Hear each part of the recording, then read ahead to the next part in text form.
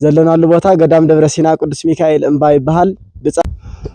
ሰላምኩም ይዝሕለይ ክቡራት ተኸታተልቲ ቅዱስ ሚካኤል አቦይ አቦኹም ሕዚ ንርከበሉ ደብረ ሲና ቅዱስ ሚካኤል እምባ እናተባሃለ ዝፍለጥ ብአቦና አርባሃ ወአጽብሃ ዝተሃነፀ ውቃርን ጥንታውን ቤተ ክርስቲያን ካብ ከውሒ ልስሉስ ከውሒ ዝተፈልፈለ ውሽጡ ብጣዕሚ ዘደምምን ዘደንቕን ዘለዎ ዓምድታት 44 ዓምዲ ከምኡ ድማ ሰለስተ ቤት መቅደስ ውሽጡ ብጣዕሚ ደስ ዝብል ማለት እዩ።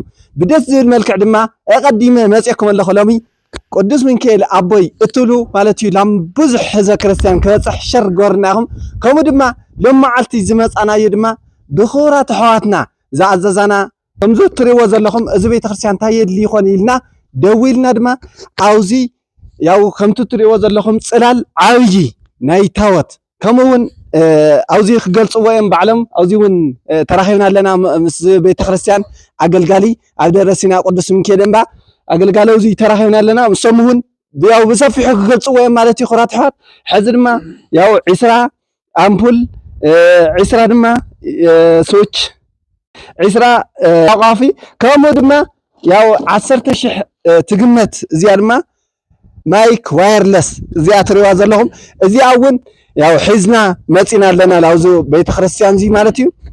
ያው እዚ ክነምፅእ ከለና ብዝለዓለ ሓጎስ እዩ እዚ ቤተ ክርስቲያን እዚ ደሚቑ ክሓልፍ ዕለት 12 ሕዳር ማለት እዩ ብጣዕሚ ብዝበለፀ መልክዕ ጠዋፋት እውን ኣብዚ ከምዚ ትሪእዎ ዘለኹም ናዘን ኣሕዋትና ብዝበለፀ ደሚቑ ብርሃን ኮይኑ ክሓልፍ እዩ እዚ ንረዚ ኣምፂና ዘለና እዚ እውን ብታወት ማለት እዩ ብጣዕሚ ደስ ይብዎም እዩ ኣብዚ ኣገልገልቲ ያው ከምኡውን ኣብዚ ሓሳብ ክሁና እዮም ናይዚ ቤተ ክርስቲያን ኣገልጋሊ ማለት እዩ። ያው ላውኦም ክነብሎ እንኳዕ ብሰላም ኣራኸበና ክዓው ነፅሕና አሜን። እንኳዕ ብሰላም ኣራኸበና ሰላም እግዚአብሔር ምስ ኩላትኩም ህዝበ ክርስቲያን ኣብ ውሽጥን ኣብ ደገን ዘለኹም ይኹን አሜን። እግዚአብሔር ኣምላኽና ነዚ ጽቡቕ ዝኾነ ስራሕቲ እዚ ላብዚ ቅዱስ ዝኾነ ገዳም ልኽመፅእ ዘተሓባበረ ስሙ ዝተኸበረ ዝተመስገነን ይኹን። ልክዕ ከምቲ ሓውና ዝበሎ ዘለናሉ ቦታ ገዳም ደብረ ሲና ቅዱስ ሚካኤል እምባ ይባሃል። ብጻድቃነ ብርሃ ወአጽብሃ ብ338 ዓመተ ምህረት ወይ ከዓ 4ይ ክፍለ ዘመን ተሃኒጹ ቤተ መቅደሱ ብብፁዕ አቡነ አቡነ ሰላማ ከሳቴ ብርሃን ዝተቀደሰ እንትኸውን በዚህ ምትሕባር መሰረት ከዓ ዓብይ ገዳም ጥንታዊ ገዳም ብክልል ብዓለም ይኹን ብሃገር ደረጃ ዝፍለጥ እዩ።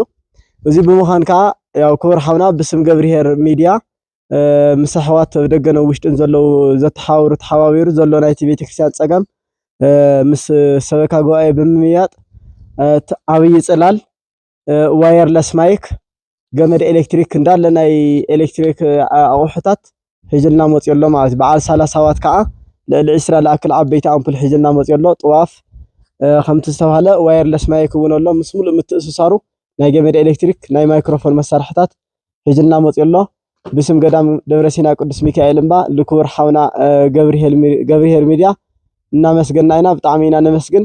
ሕዚ እውን ብቐፃልነት እዚ ዓብይ ክብረ በዓል ዝኽበረሉ ናይ ገዳምና ዓብይ ክብረ በዓል ዝኽበረሉ ድሕሪ ፅባሕ ወይ ከዓ ፅባሕ ዋዜሞ ዕለት 12 ሕዳር እዩ ዝኸውን። ስለዚ ካብ መቐለ ኣስታት 45 ወይ ከዓ 50 ኪሎ ሜትር ዝኣክል ተላዒልኩም ብሰላም ወይ ከዓ ሰላማዊ ጉዕዞ ክትመፁና ብስም ልዑል እግዚአብሔር ብመልአኩ ብቅዱስ ሚካኤል ስም ክንሕብረልኩም ንፈቱ። ይቀኒየና እሺ ይቀኒየና ህዝበ ክርስቲያን ደስ ይበልኩም ኣብ መላእ ዓለም ትርከቡ ማለት እዩ። ደብረ ሲና ቅዱስ ሚካኤል ያው ኣቦና ብርሃናዊ መልአክ እዩ ከምኡውን ሊቀ መልአክ እዩ። ኣብ ስደት ይኹን ኣብ ዝተፈላለየ ቦታታት ዝሕልወና ቅዱስ ሚካኤል ማለት እዩ። ንሕና እውን ክንምስክረሉ ዝግበአና እዩ። ያው ለመላ ህዝበ ክርስቲያን ሸርጎርዎ ይኹም ክብሪ ይሃበና ክብራት ኣሕዋትና እውን ናብዚ በረከት ክንካፈል ዝገርክናና የቀኒየለይ ወስብሐት ለእግዚአብሔር።